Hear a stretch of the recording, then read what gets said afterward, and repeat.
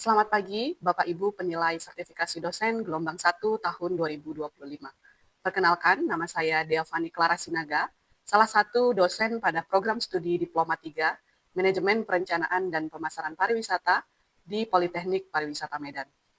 Video ini dibuat untuk melengkapi salah satu persyaratan dalam pengajuan sertifikasi dosen gelombang 1 tahun 2025, yaitu pernyataan diri dosen dalam unjuk kerja Tridharma Perguruan Tinggi atau PDD UK TPT dalam bidang pengajaran. Pada kesempatan kali ini, mata kuliah yang saya ambil sebagai contoh dalam video pembelajaran adalah salah satu mata kuliah vokasi pada program studi Manajemen Perencanaan dan Pemasaran Pariwisata, yaitu mata kuliah Pemasaran Bisnis Pariwisata. Mata kuliah ini terdiri dari 3 SKS dengan metode yang digunakan adalah DAI, yaitu Delivery, Interaction, dan Assessment.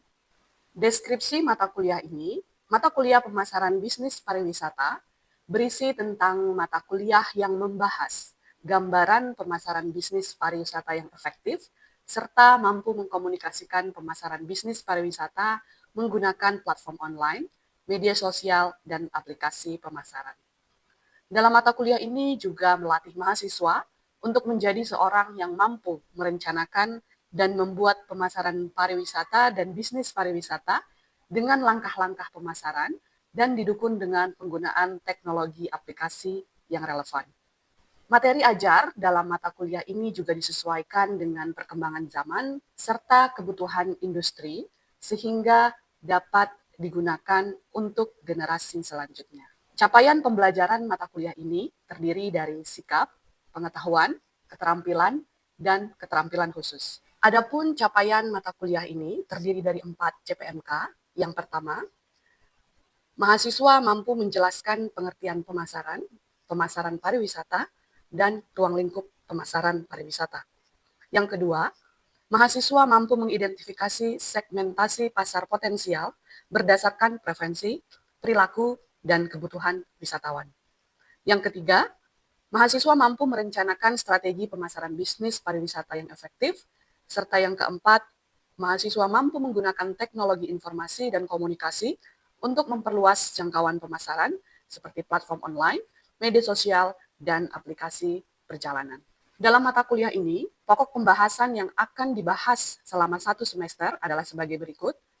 Yang pertama, mengenai profil pariwisata, kemudian perilaku konsumen, Introduction Marketing for Hospitality and Tourism, Marketing Research atau riset pasar, tren pasar bisnis pariwisata, STP atau Segmenting, Targeting, dan Positioning, Service Marketing Mix atau 8PS, Designing and Managing Products and Brands, especially Building Customer Value, Promoting Products, Public Relation and Sales Promotion, Integrated Marketing Communication atau EMC, Sales Promotion and Personal Selling for Tourism, Direct Online Social Media and Mobile Marketing for Tourism.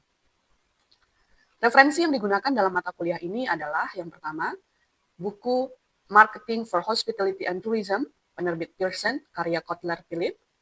Yang kedua adalah buku Tourism Marketing, karya Jenner Simarmata dan Alex Ricky, penerbit Yayasan Kita Menulis.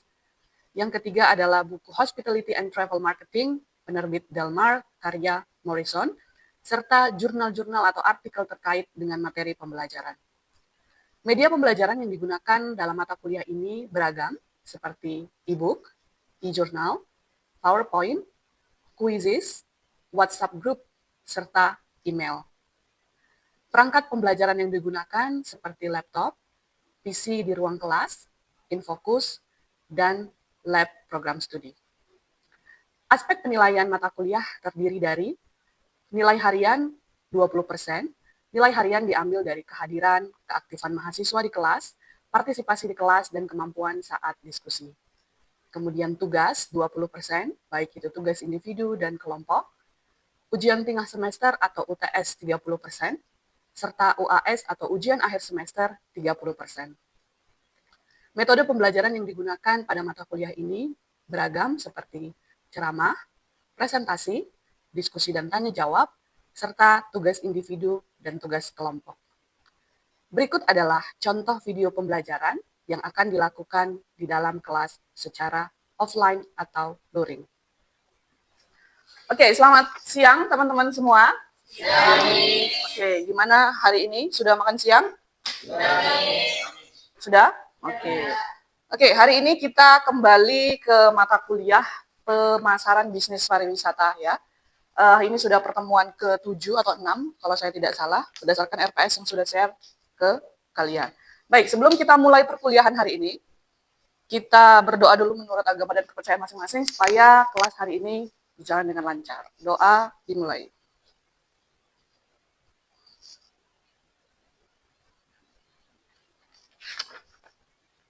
Oke, doa selesai.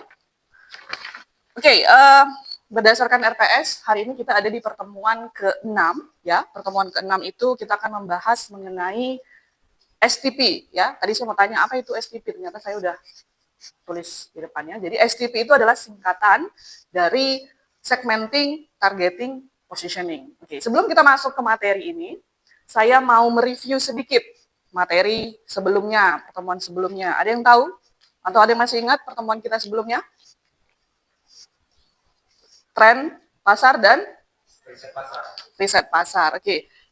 Sebelum kita masuk ke bagian STP atau segmenting, targeting, positioning, hal yang harus kita ketahui adalah kita harus mengetahui dulu tren pasarnya apa dan kemudian riset pasar apa yang harus kita lakukan. Nah, pada pertemuan sebelumnya saya sudah share ada beberapa tren atau bisnis pariwisata yang saat ini sedang booming ya.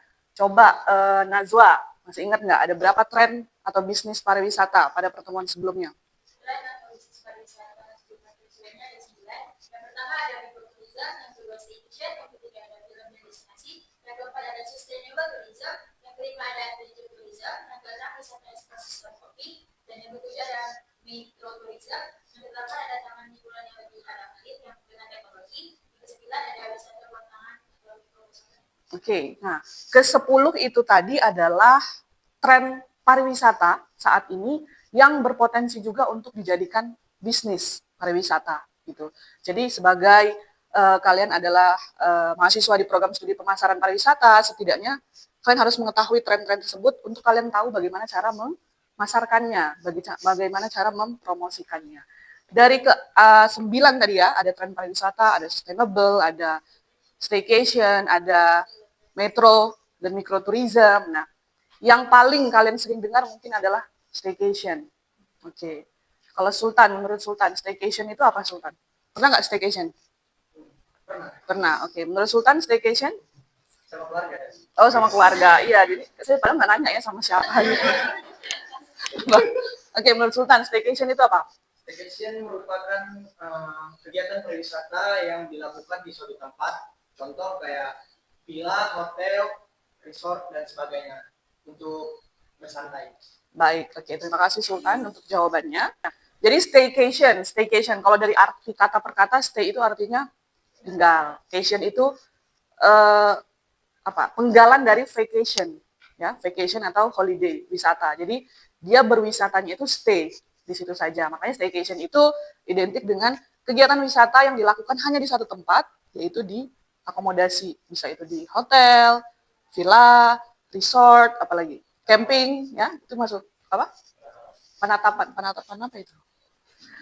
Ya, jadi dia itu biasanya dilakukan oleh orang-orang yang tinggal di kota atau urban. Karena mereka tidak bisa ke destinasi, jadi mereka ingin liburan atau wisata di hotel. Tapi dengan menikmati fasilitas hotel, bisa itu swimming pool, fasilitas yang lainnya, seperti itu. Oke, itu tentang tren pariwisata. Sebelumnya juga kita sudah membahas mengenai riset pasar. Riset pasar, sama dengan kalian nanti di semester 6, kalian akan melakukan yang namanya riset, atau bahasa Inggrisnya research. Ya, kalau mahasiswa akhir itu penelitian dan lain sebagainya. Dalam pemasaran pariwisata pun ada yang dinamakan riset pariwisata gitu. Ada yang bisa menjawab. Kemarin ada alur atau ada proses bagaimana riset pemasaran pariwisata itu bisa dijalankan. Ada yang bisa menjawab? Oke, Gideon.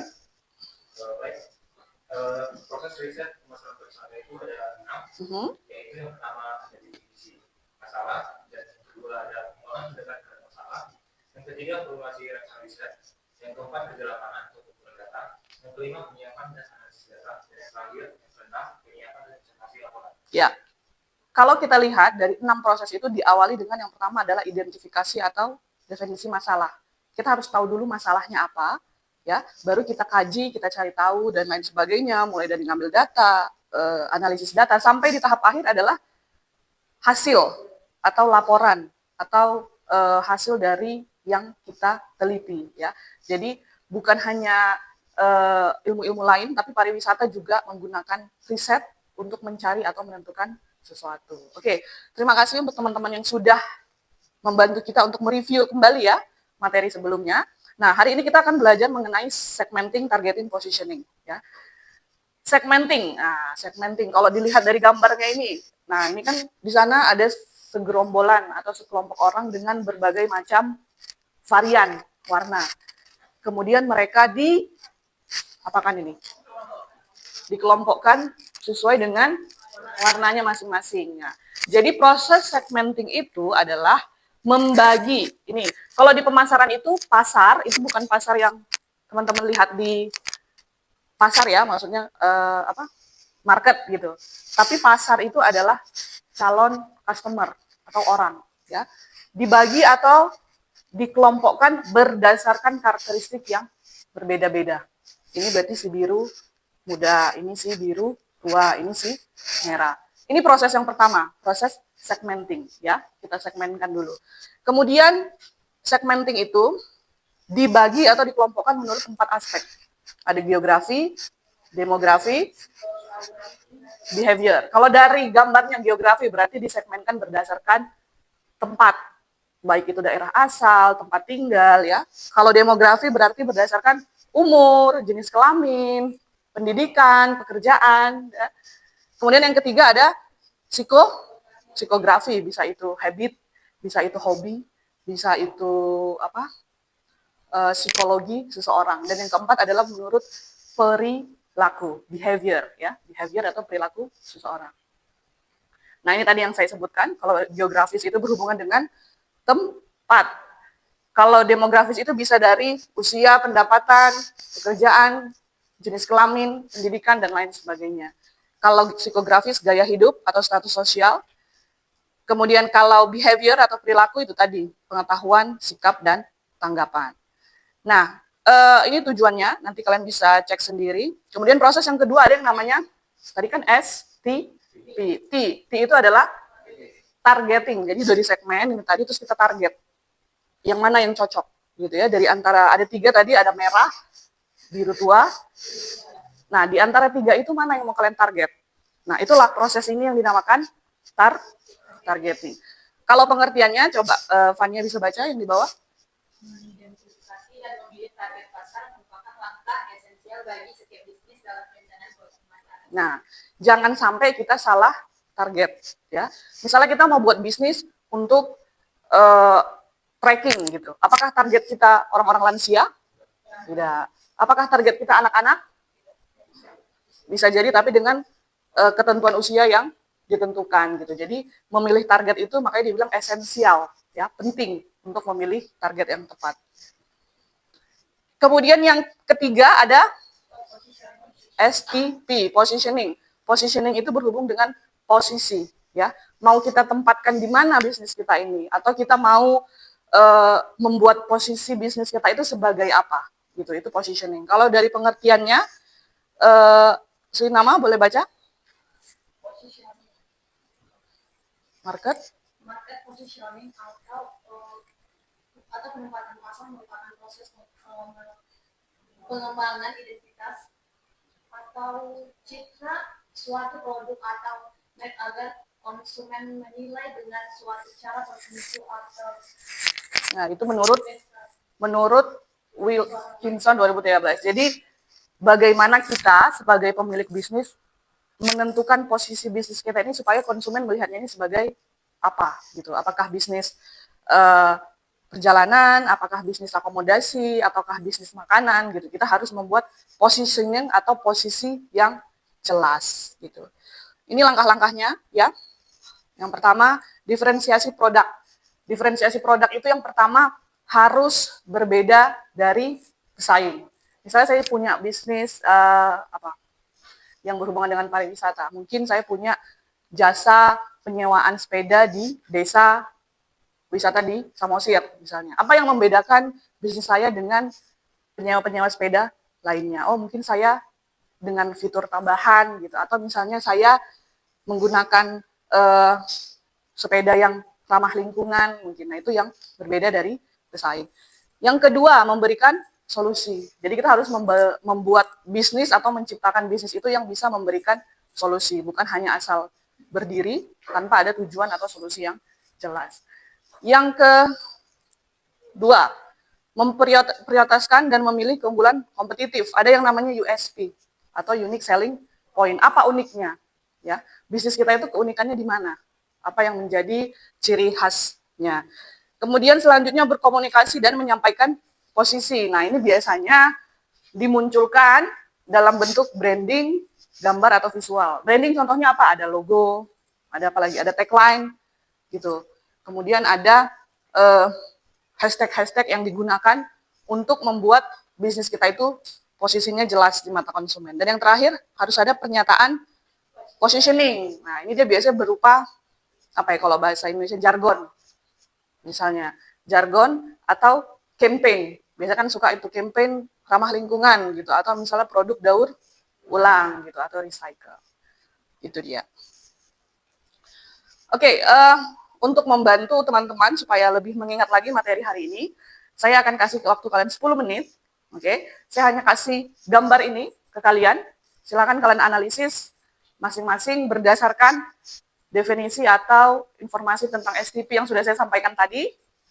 Saya minta kalian untuk membuat segmenting, targeting, atau positioning dari gambar ini. Kalian bisa berimajinasi, kreasi, apa kira-kira bisnis yang bisa dibentuk hanya dari gambar ini. Oke? Saya kasih waktu 10 menit atau 15 menit, kalian boleh berdiskusi atau analisis masing-masing. Oke, silakan. Oke, tadi saya sudah kasih waktu kalian untuk diskusi ya, 10-15 menit. Kira-kira menurut kalian dari gambar ini, bisnis ini menggambarkan bisnis apa? Yang pasti berhubungan dengan makanan. Kalau kita lihat dari gambarnya, sepertinya ini bisnis makanan sehat ya. Karena di sini nggak ada fried chicken, nggak ada apa lagi, seblak, bakso kojek, nggak ada di sini ya. Healthy food, sepertinya ini healthy food ya. Salah satu bisnis yang saat ini ngetren juga karena banyak sekarang orang yang sudah mulai concern dengan kesehatan, gaya hidup. Dimulai dengan merubah pola makan, menggunakan makanan-makanan yang sehat atau healthy food. Biasanya berbentuk apa? Ada salad, apalagi makanan yang tanpa minyak, ya, oil free, atau rebus-rebusan, less sugar, dan lain sebagainya. Oke, kalau dari bisnis makanan healthy food, kalau kita mau pilah-pilah STP-nya, segmenting. Tadi segmenting ada 4 aspek. Yang pertama, demografis. Kedua, geografis, psikografis, dan yang terakhir, behavior atau perilaku. Coba ada yang bisa sharing ke kita semua untuk bagian S yang pertama. S yang pertama tadi apa? Ya, S-nya segmentation, demografis. Ada yang bisa kira-kira memetakan demografis untuk bisnis ini itu kira-kira apa ya? Ada? Oke, Fania. Menurut Fania apa? Menurut saya demografis dari bisnis itu untuk perempuan dan laki-laki bisa. Usia mungkin dari anak-anak sampai lansia juga bisa. Bisa ya, lansia ya. Anak-anak bisa makan sehat? Bisa. Oke. Yang memiliki pekerjaan sebagai pelajar, mahasiswa, hingga karyawan bisa dengan pendapatan sekitar 1 juta. Oke.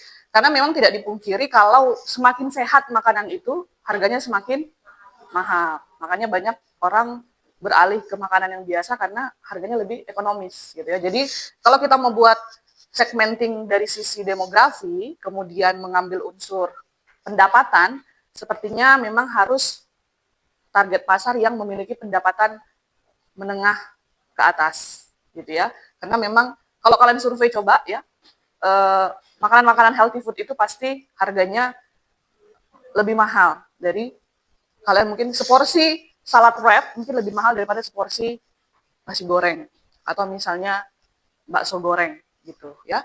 Oke, aspek yang kedua dari segmenting adalah geografis, berarti berhubungan dengan tempat. Nah, kira-kira berhubungan dengan demografis, apa yang cocok untuk bisnis ini? Siapa yang bisa sharing informasi? Oke, Tasya. Menurut saya geografi dari produk ini yaitu untuk memastikan kualitas sayur terjamin dengan membuat bisnis salad sayur di sekitaran Medan dengan jangkauan yang berada di sekitar Medan seperti Johor, Belawan, Pancing, Tanjung Rawa, dan sebagainya. Oke, berarti sekitaran Medan. Kenapa? Tadi karena Tasya sudah menyampaikan. Karena makanan ini adalah, satu, dia produknya makanan. Ya, kita harus melihat juga ketahanannya.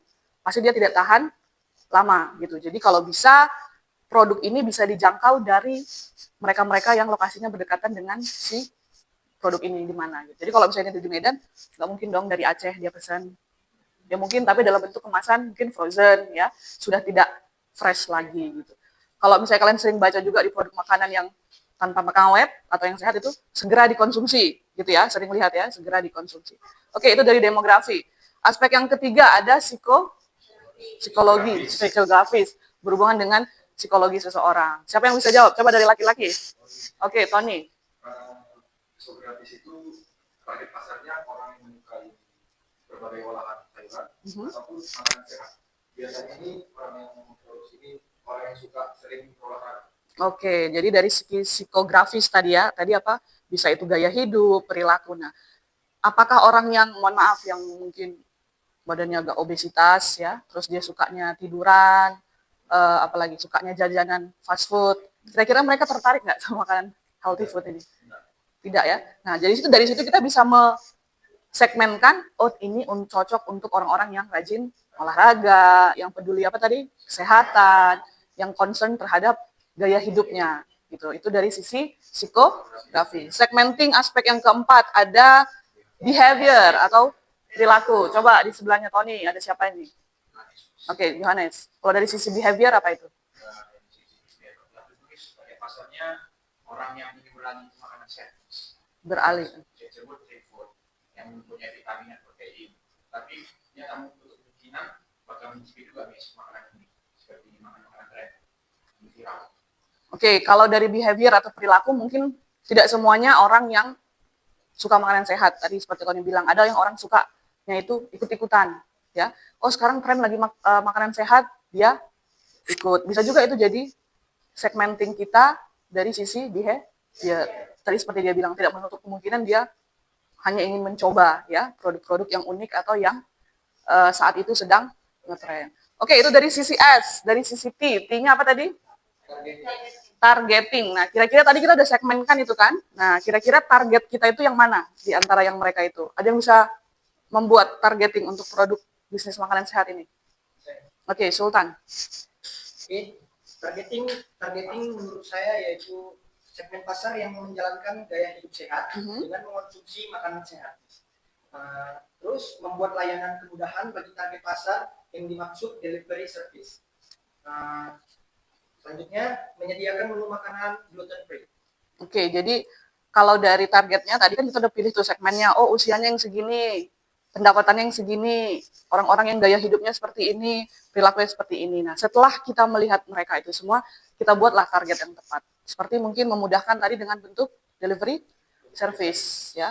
Mungkin jaraknya dekat, ya bisa kita delivery service gitu. Kemudian tadi membuat produk-produk makanan yang memang mendukung si gaya hidup customer tadi, gluten free, oil free, apalagi veggie mungkin ya, yang hanya sayur-sayuran seperti itu. Kemudian poin yang terakhir ada P yaitu positioning. Kira-kira untuk bisnis healthy food atau bisnis makanan ini, positioning apa yang bisa kita buat atau yang bisa kita ciptakan di benak customer atau calon customer? Ada yang bisa membuat positioning? Ya. Menurut saya, makanan sehat dan makanan nutrisi, kemudian campaign dengan hashtag contohnya makanan sehat atau salad for healthy atau gluten free kemudian ada membuat membership gitu.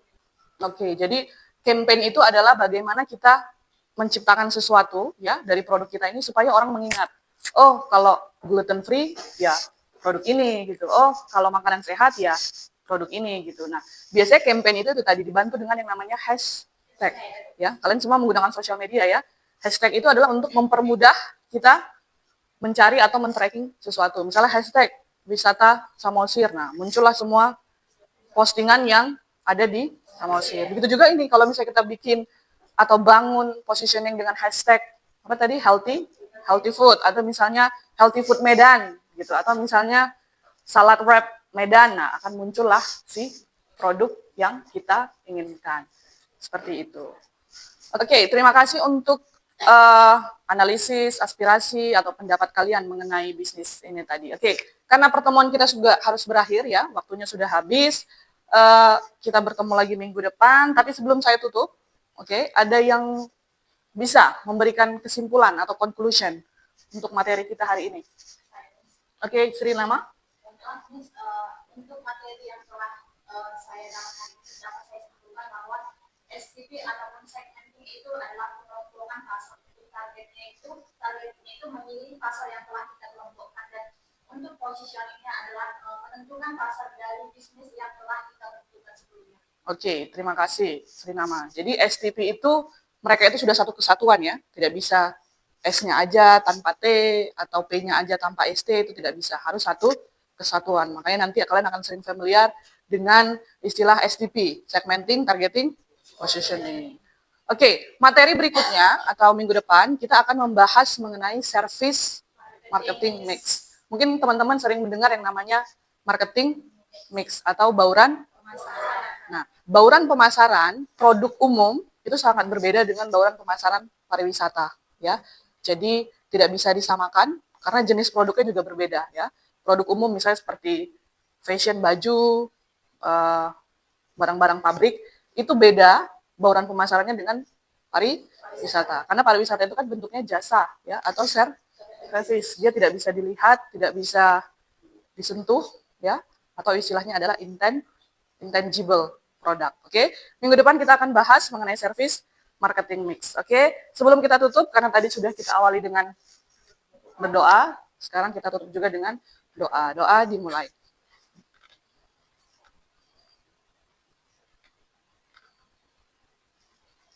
Oke, doa selesai. Terima kasih untuk hari ini, ya. Kita akan ketemu lagi minggu depan di jam dan waktu yang sama. Terima kasih, selamat melanjutkan aktivitas, selamat siang. Demikianlah contoh video pembelajaran. Saya ucapkan terima kasih.